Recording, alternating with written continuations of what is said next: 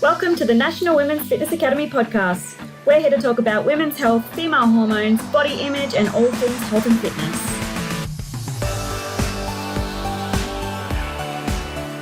Hello girls, and welcome back to another episode of the Women's Fitness Academy's podcast. I'm your host, Siggy, one of the WFA's educators and a women's online coach. Today, I'm joined by the wonderful Bec from Lioness Performance, who runs face-to-face coaching based in Melbourne, but also online coaching. Now, today's podcast is a little bit of a mix. It might go into lifestyle, it might go into titty energy, it might go into business energy, who knows? As long as you're riding with us and going with the flow, welcome on board. So, Bec, thanks for being here, babe. Hello, I'm so excited. It's going to be super fun. I'm so pumped. Lots of big tit energy in this episode, I'm sure. So for those who are not familiar with big titty energy, that's actually Bec's podcast as well. So if you girls wanting to, expand your energy around women's empowerment and coaching, head over to that podcast as well. So let's get fucking started. What got you into coaching? Coaching. The reason I'm coaching is has always been from a point of from a place of love. I've always wanted people to genuinely experience training the way that I have. I always say that the reason I'm a coach never really came from a point of and don't get me wrong, I've been through negative experiences that have better equipped me as a coach. I'm definitely not a gold stone that has never experienced the negative things that we as women do, but I've always grown up loving sport and loving training. And it's always been from a place of love rather than I hated where I was or whatnot. So that deep love for training always has been the reason why I coach, because I want people to feel that. I want women to be it actually can just be something that they love. It's not something that has to be something that they dread or hate, or it's from a place of hate. I wanted them to see the other side. I think that's so important, because too often we get caught up with what other people are doing and trying to attach their identity onto us by trying to do something else, where I love that you mentioned that with your experience, with the bad and the good, you're into this industry wanting to make it a better space for women, which is awesome. Yeah, 100%. We put up with so much as it is, so it can just be a little bit more fun and a little bit more enjoyable for everyone. It's going to be a 10 times better place. I love it. And speaking of places, obviously you have the Lioness Performance. Where in Melbourne is that based? In the southeast suburbs in Berwick. Nice. And how long have you had the place for now? We opened in December, so we're just ticking over 8 months now, which it feels like yesterday, but it also feels like 5 years. So I don't know, somewhere in the midst of that. It's amazing though. It's everything and more that I can imagine. And it's literally, it's epic. I love it. It's a true business owning attitude, it's only been 8 months, but it feels like 5 years. Yeah, literally. I feel like we have changed something so much every single day, but then I'm also but I want to do all of this, and it's just all messed in this one big bundle of today I made it an analogy where it's I feel like a toddler's just running around in my brain and I'm trying to catch them. I'm stop that. That's literally my life, but it's the best. I feel that's 24/7, to be honest. Yeah, it's just a busy mind, but it's cool. Lots of ideas. That's what you want as a business owner, having those ideas to jump back and forth. But again, if it's a little toddler in your mind, it can be a little bit overwhelming. Yes. Yes. You definitely have those weeks where you can't catch the toddler. You're come back here. And then you have it when you've got them in your arms and you're good. So on those days that you can't catch that toddler, what are some, habits that you've put in place to help you with that? I'm very lucky to have Emily, who's one of my coaches, who is a soundboard for everything. And don't get me wrong, this isn't I emotionally dump her. I definitely know our boundaries, but having someone to talk to about our ideas and where we are in business and what's going on is so good. So whether that's with one of your staff member or with a mentor, because I've always had really amazing mentors as well, just having people to bounce ideas off is super, super helpful. But also I am like really big on just coming back to the present moment. Like when things feel super far away or whatnot, I know it's just from a state of overwhelm and I'm thinking too far into the future or thinking too far back. I just need to bring myself back to like now and be like, okay, why am I feeling this way? And what can I do to take the next step forward? When it comes to ideas for your business, what are some things that you look out for that needs to be, adjusted or doing a little bit better? Everything that I always do is always centered around who we're serving, because the biggest thing I've learned is not to get emotionally attached to one system, one program, one way of thinking, because in the end, coaching, we're working with humans and everyone needs something different, and we adapt and we grow and we change. And if I was attached to one thing, I wouldn't be able to grow and expand. So literally when it comes to ideas, it's like, what do our ladies need next and how can we service that? So every change we've ever made has always resonated with the next step that our community is taking. I love that. And speaking of community, because sometimes it can be quite challenging as a business owner, but also as a coach, to really find what you're wanting to put out there for your clients, because there's so much noise out there.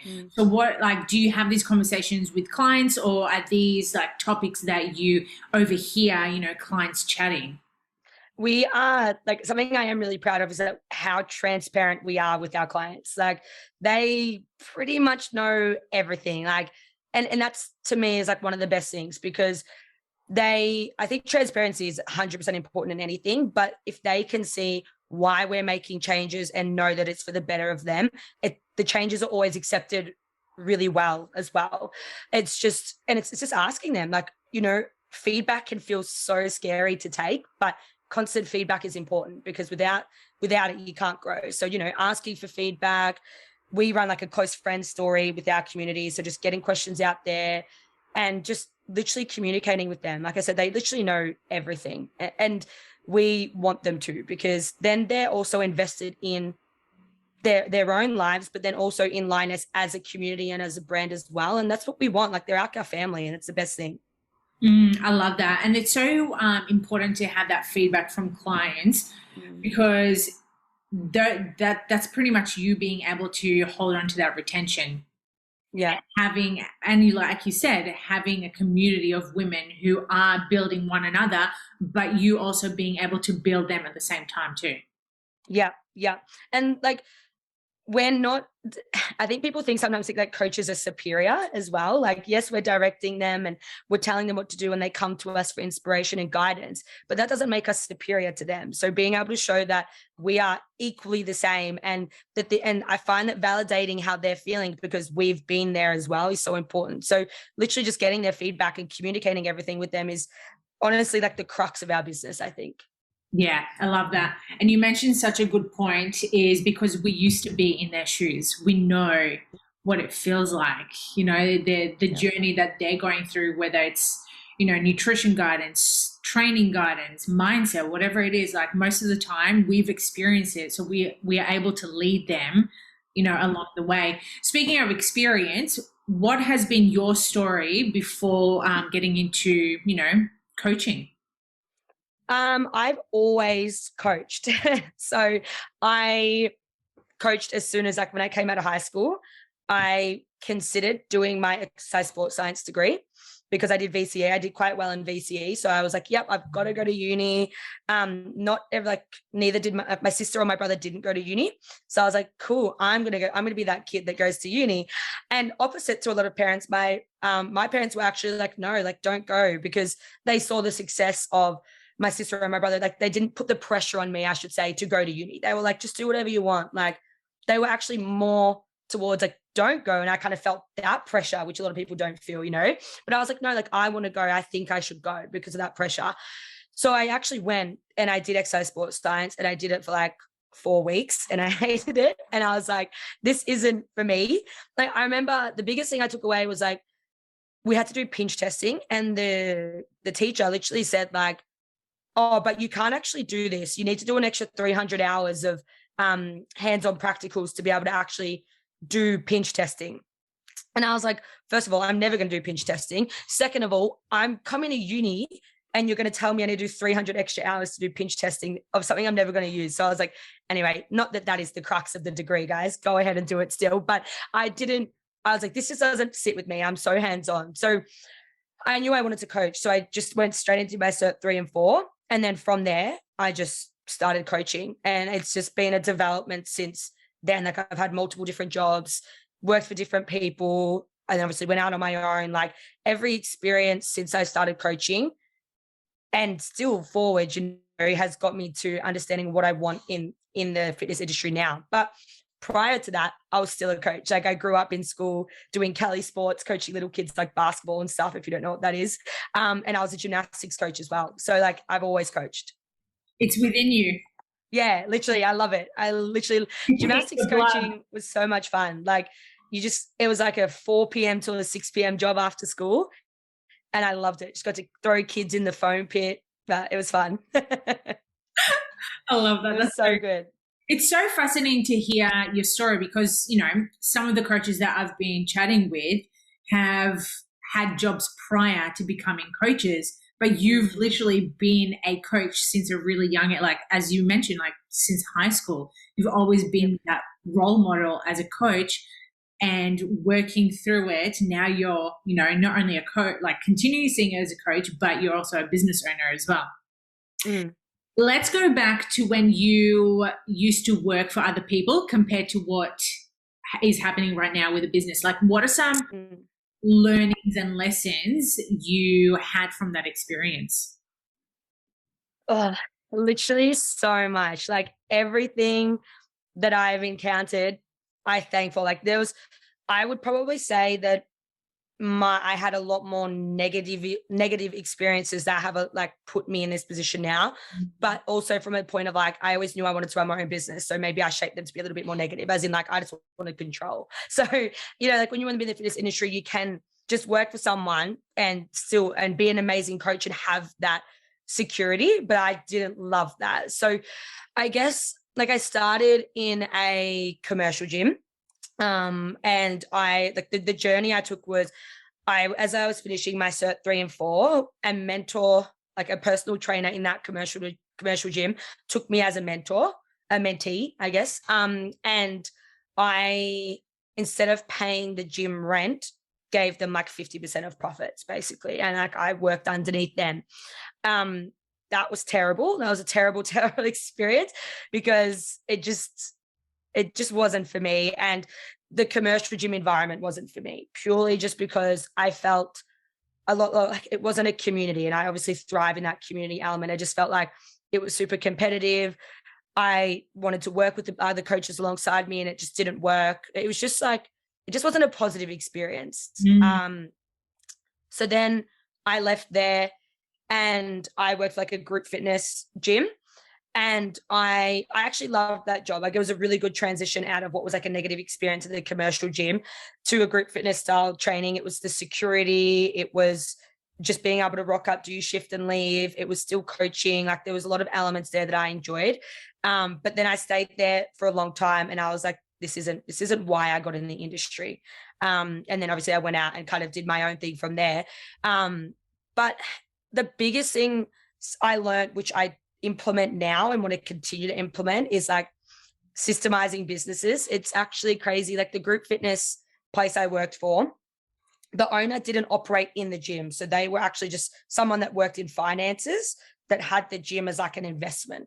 And I think you could really sense that the systems were shambled. I'm talking like just with staff and operating systems and just how smoothly the business ran.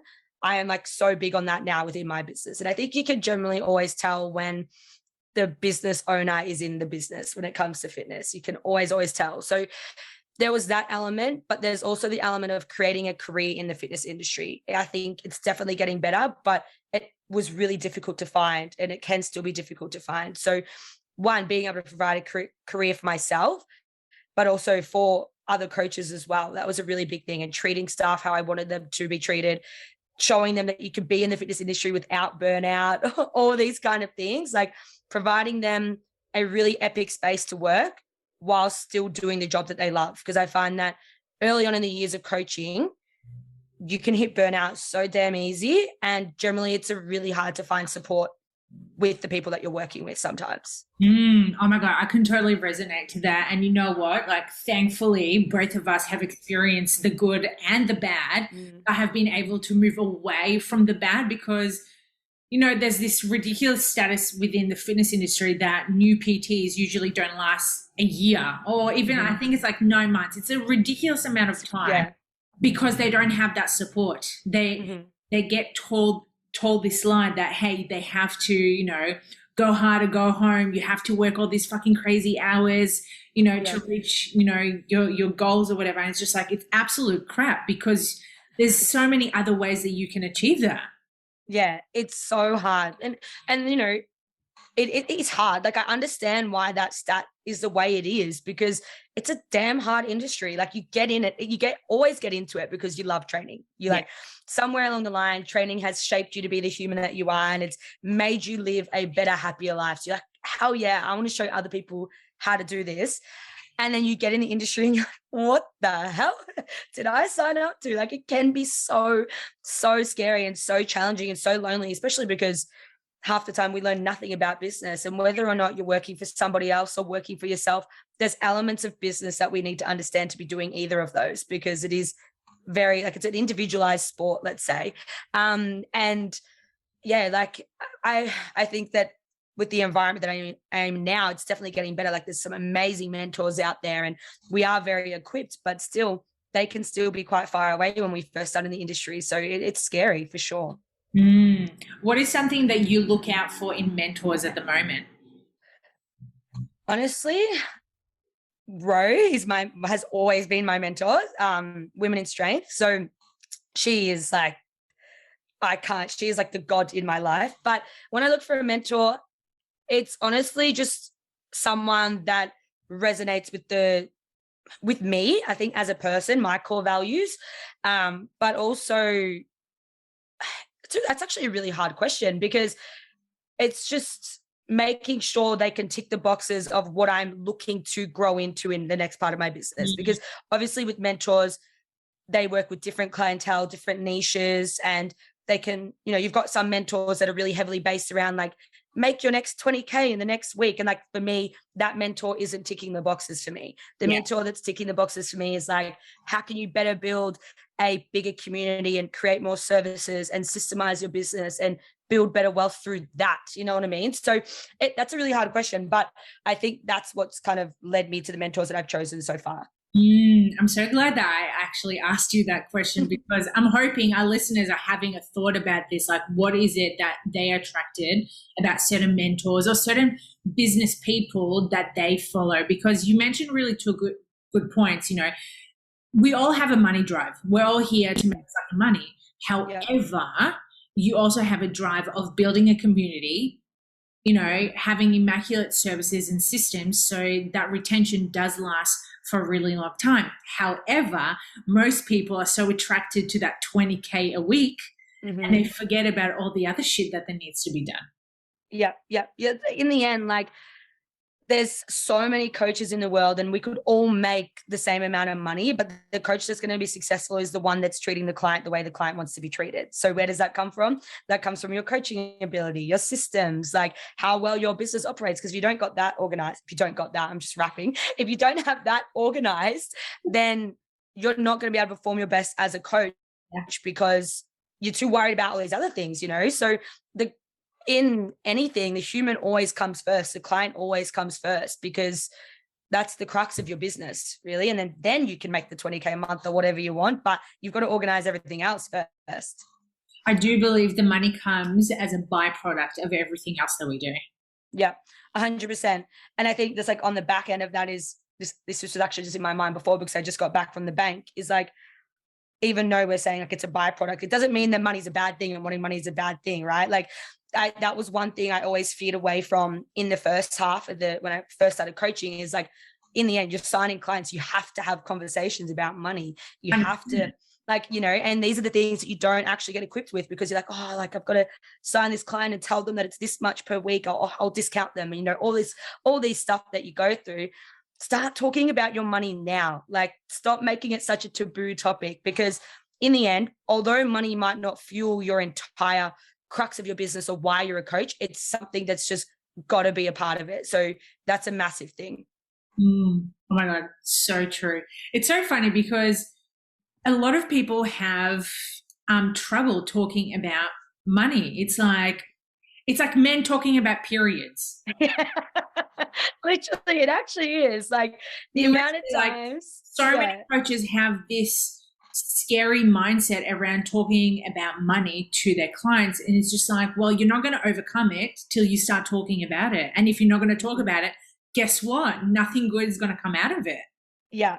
Like you've just got to start talking about it. You've got to start looking at your finances, looking at your numbers, talk to people about it. Like it doesn't need to be this big, scary taboo topic. It's not, money isn't something that values you or devalues you, or it's just nothing. It's just start talking about it. And I say that from a place of somebody that literally never spoke about it. Like I didn't want to talk about it. But I love talking about it now. I love sitting with like fellow coaches who I like talking to about business and helping them like, give me your money stories. And they're like, I can see them get uncomfortable. And I'm like, yeah, I love this. I know you're uncomfortable, but I could guarantee you this is going to be your favorite conversation in a year's time. Like it's just talk about it. It doesn't need to be some big scary thing. What are some things that helped you overcome it? Literally just talking about it, looking at my money. Like the more that people spoke to it about me, like I worked with some really epic people, obviously Rose, with Jamie Smith, who's my coach, but has been a massive business mentor as well. He actually taught me the very crux of just standard personal and business finances.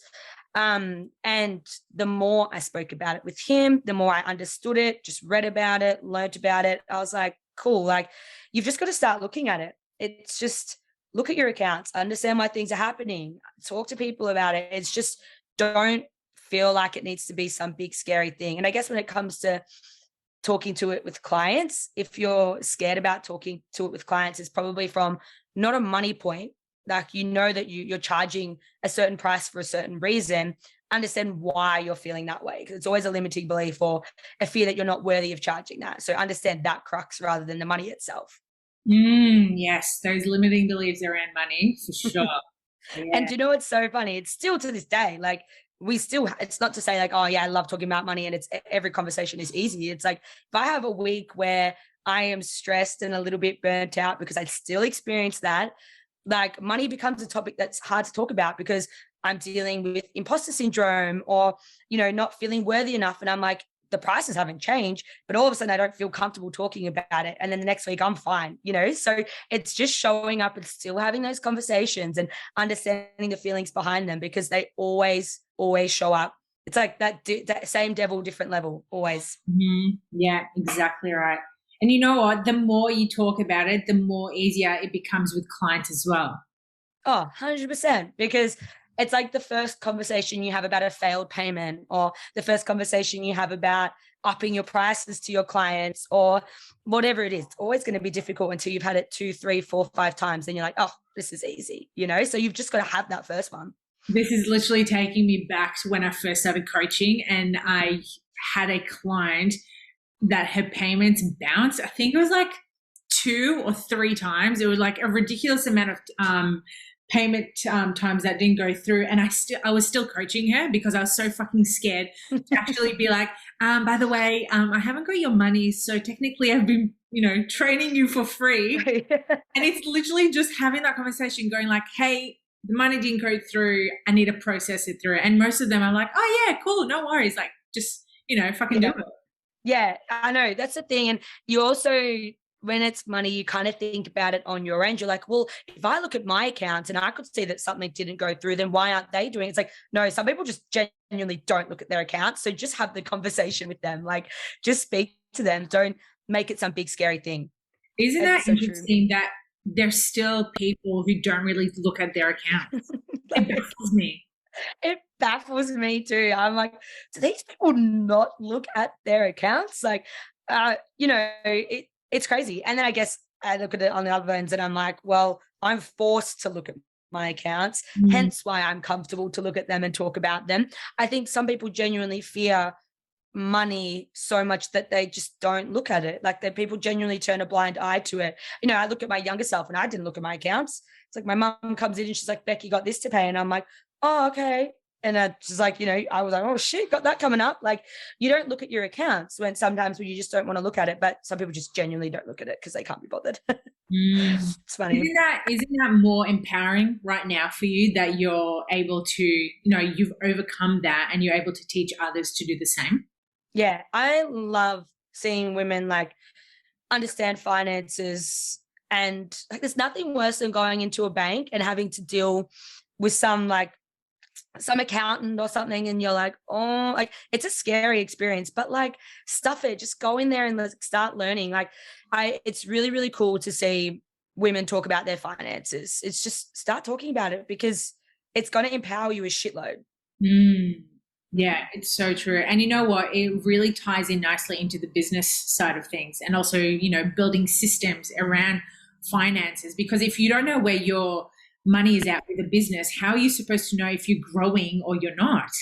Yeah, 100%. And like, so thankful for my mentors too, who helped me do this, because when you're creating services, you need to know how much money you need and how much money you want, because if you don't, you're going to start setting services way too low, guaranteed.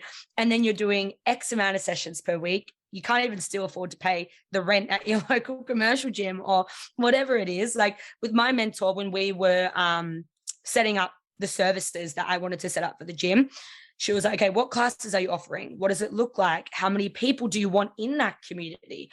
Why? And like we had to figure out all of this and still know, okay, well, how much money do you need to pay your bills, pay your staff, pay yourself, continue to grow? And then you have to combine that and backtrack it and create a service. Like this, it's not just me being like, oh yeah, we charge $80 per week or whatever it is. It's like, we actually charge up based on X, Y, and Z. And then we crunch the numbers. And I think your profit's at like 1% sometimes anyway, if you don't look at the like understand the money. Like you've got to find a reason behind these things and understand why. Because I think in the younger days, you always just punch a number. You know, that PT is charging $60. I'll charge 59 and I'll win the clients over. But unfortunately, that's going to leave you with a lot of sessions per week and a lot less sleep. Like, so you can't go based off what the standard is. You just got to go off, you know, what you need to pay for and what you want to offer. And it does they have a big influence on each other. That literally takes me back when I used to do, oh my God, what was it? It was like a special deal. It was like $49 for like 3 sessions. Oh my God. Yes. What's that? It's like under 15. That's under $15 a session, guys. Get on that. That is a bargain. It's crazy. Yeah. Oh my God. And in the end, like it's your time, isn't it? Like it's time. I actually don't even look at it as time. I look at it as energy, because you're literally, again, you're working with humans. And although that session may have been the best session and, you know, that person was in a high vibe, I do this thing where at the gym, once I've coached, I go to the toilet and I just sit there. Like I'm not even doing anything. I'll win. It'll take me 2 seconds and I'll sit there for another 10 minutes. And I just need to and it's not even a process. It's just me just being like, oh, I need 10 minutes of silence away from coaching, because I just gave so much of everything that I could give. And although like it wasn't emotional or anything like that, it was just energy. I was giving energy, and I need to just bring that back and be like, I need to fill my cup back up for 10 minutes, even if it is just sitting on the toilet, like, because you're just constantly giving out so much energy to people. Oh my God. I love that you mentioned that, because I used to literally walk to the staff when I was in the gym floor. I used to just walk into the staff room and literally just take a minute before my next session, just to like compose myself and then go straight into it. And people don't realize that as coaches, we take a lot of energy, but we also give a lot of energy as well. Yeah. I always say to, when we were like with Em and stuff, when we were setting up the gym with the other coaches, I was like, coaching, I like to think of it as like a performance. Like you're genuinely giving absolutely everything in any way that client needs. Like it's not just being a little bit beat around the bush, and like if your cup's a little bit low that day, obviously, yes, you need to rest, all this kind of stuff. But in the end, like you're giving a performance, and that means you need to be switched on, giving it your all for that 1 hour that you're there. So of course you're going to be drained. Like I remember when we were setting up the gym and I was doing the rosters, and I said, things I'm minimizing are split shifts, because split shifts suck. I'm going to minimize that as much as possible. They are terrible. And I'm only putting you on max 12 to 13 hours on the floor. And one of the girls turned around to me and said, I want more. Like, I want to be on the floor more. And she hadn't coached on the floor yet. And I said, no, it's not happening. And she's like, why? Like, why? I'm like, no, like, it's fine. We'll do online. We'll do this. Like, you'll get the hours, but I'm not putting you on the floor any more than that. And she didn't understand until 2 weeks after opening the gym. She looked me in the eye and she said, thank God you didn't put me on any more hours. And I said, yeah, I fucking told ya. Like, there it is. Because like 13 hours of giving it your absolute all in the midst of online coaching and doing all this other stuff, it's so much. And yeah, I could have given her the more hours and maybe I would have given myself less and that would have been all cool. But I didn't want the service level to drop. I didn't want the quality of our coaching to drop. And I also wanted to make sure that coach didn't get burnt out. Like, this is the reality of experiencing burnout, right? You know, the strategies that you need to implement. I'm so grateful that I did hit burnout in the early years because I can now implement that. But that's a massive thing. And that's simply because we're giving energy. She's not doing anything different than the rest of us. We all felt the same, you know, we felt tired because it was just adapting to that.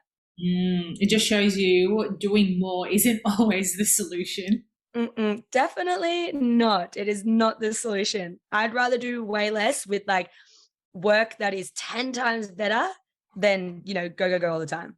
Yeah. Like, don't get me wrong. There's going to be times where you're going to have to work a little bit harder than usual, but you'll reap the benefits later on by being able to, you know, put your feet up on the couch and be like, oh, cool. I can just chill for the next hour. Yeah, no, 100%. Like, literally, you caught me on a good week. Like, I'm in a high vibe week right now. 2 weeks ago, I was in the gym on the floor, spread like a starfish, crying because I was like, I don't know what to do.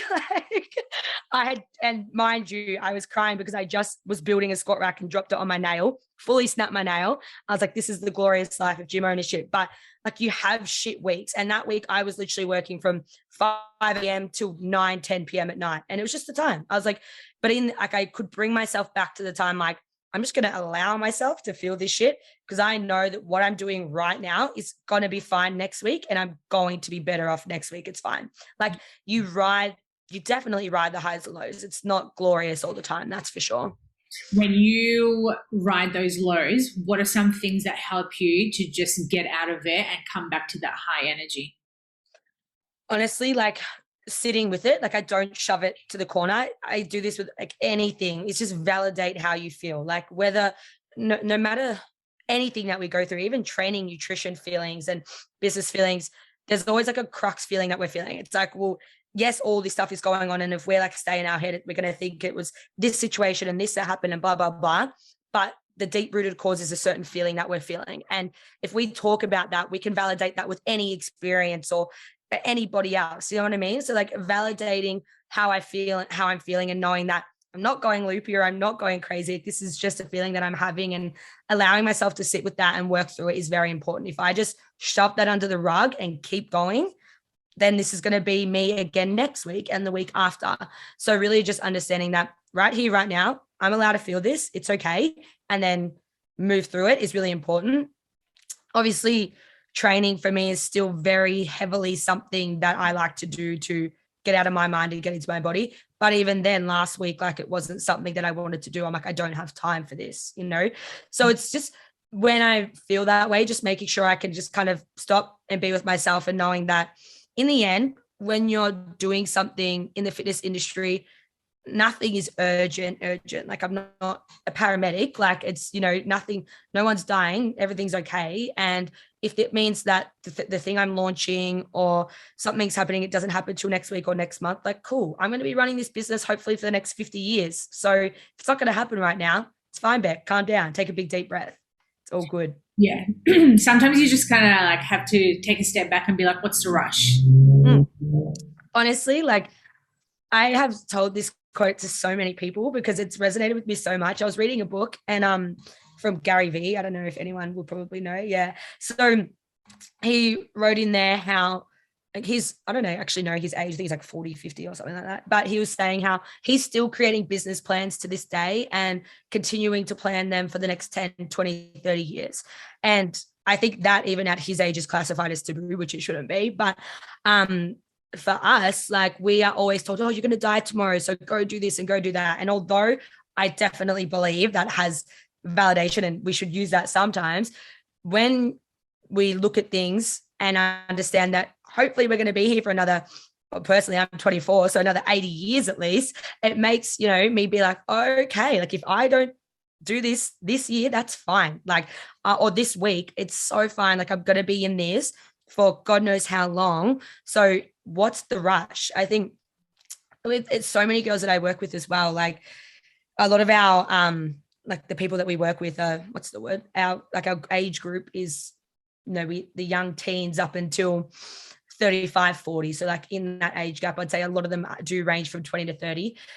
They're all stressed about what course they need to do next and why they can't figure out what they want to do with their lives and what they like, who they're seeing and when they're going to buy their next house. I'm like, sis, buy it in 10 years time. Who the hell said you need to get one now? Like, literally, I'm like, but like we've all done it, right? Like I can say that. We still do. We still have those irrational thoughts that come into the head going, oh, I should buy a house now because everyone else is buying a house. It's just like, why? Exactly. And then you realize, oh shit, I'm going to be here for 80 years. I could probably buy one in 10 and then another 8 more every 10 years if I'm all good. So like, don't worry about buying one now. I think it's just so important to look at it with both lenses. Like, yes, you could die tomorrow, so go eat that donut. But sis, if it's like something that's so life-changing, understand that you're going to be here for years and years and years and start planning for that.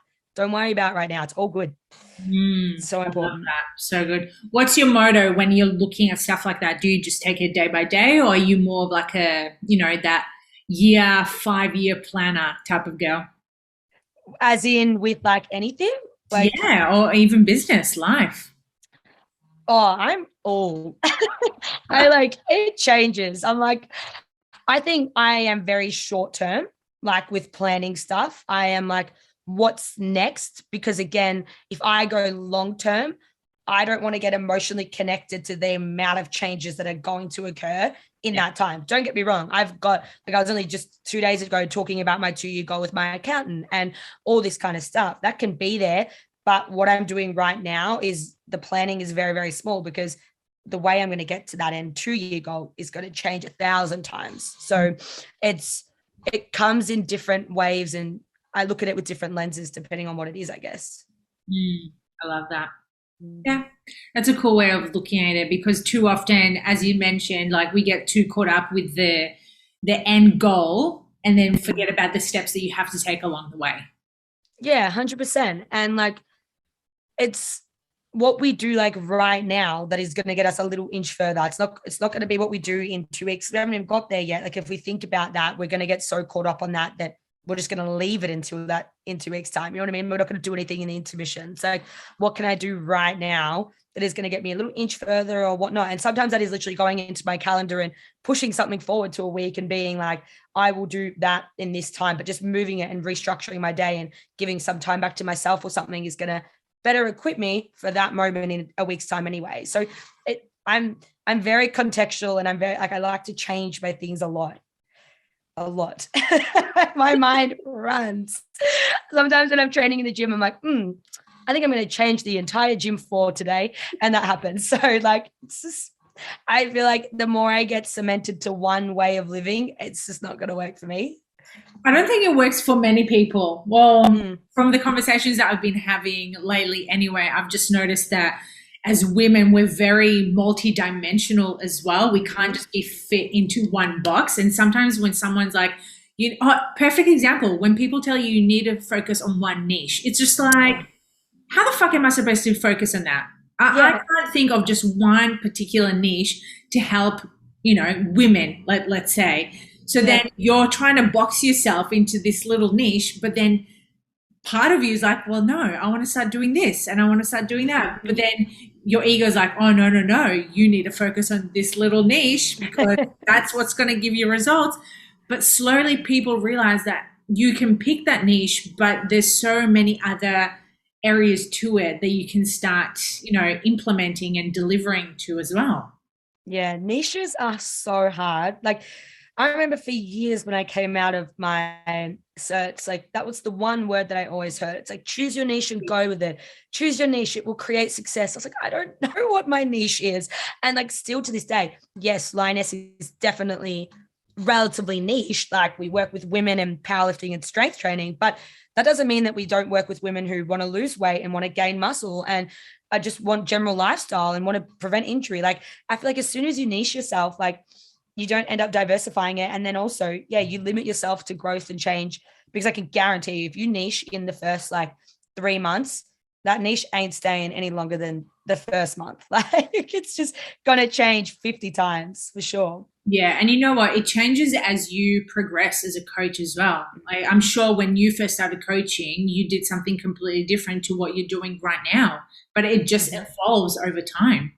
Yeah, 100%. Like obviously now all my clients are pretty much coaches, which is cool. Like I coach them. So like, and that's who I want to work with now. And I'm like, cool, I want to work with powerlifters now. Like I can pick and choose that. But a year ago, I didn't want to work with powerlifters. I was like, no, I want to work with this clientele and this clientele. Like, and I'm sure I could guarantee in 12 months time, it'll change again. And that's the cool thing though. I'm like, cool, where will I be in 12 months? It's exciting. Yeah. And no one knows. No one knows what's going to happen in 12 months time. I don't know why it blows my mind, but it does. I'm like, I wonder what I'm going to be doing in 12 months time. It's crazy. Who knows? Maybe you'll become a gypsy. Maybe like that could happen with me. Who knows? The toddler in your head. You're like, let's run away. Yeah, literally. Oh my God, that is so good. Far out. I swear today's conversation was literally going to be about business, but it literally took away into like money mindset, limiting beliefs, niching down, which is obviously all like relatable to everything that we've wanted to talk to. But before we head off, what's one thing that you can let our listeners know in terms of, running a successful business? The one thing that you're like stuck with you from the get-go. I think the biggest thing still to this day is that everything is contextual and always question your bias. So I guess stay open-minded. Like if someone says to you, this is the way, go the other direction, because you need to like always question your own personal bias as well. Question your bias, question everyone's bias, and understand that everything is contextual. It's just the biggest thing. I could break that down for hours. Yes, I love that. Having a little bit more of an open mind around that. Yeah, 100%. Just stay open-minded. And I think staying open-minded also means that when you experience the highs and lows in the fitness industry, staying open-minded allows you to work through those in an appropriate manner for sure. I love that. So good. So good. Well, Bec, before we head off, where can our listeners find you? How can they work with you? You can find me at my personal Instagram, so Bec Potterledge. Good luck spelling that last name. Hopefully it's in the show notes. It will be. Yeah, it'll be way easier. It's not Bec Potato, it's Bec Potterledge, or Lioness Performance is our business account. Bec the potato. Bec potato. I love potatoes too, so it works. Potatoes are fucking awesome.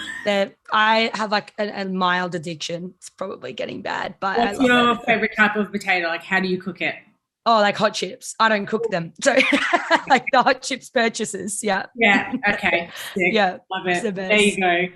There you go, girls. Well, if you enjoyed today's podcast, please make sure that you screenshot it, tag us at the Women's Fitness Academy, tag myself, tag Bec the Potato.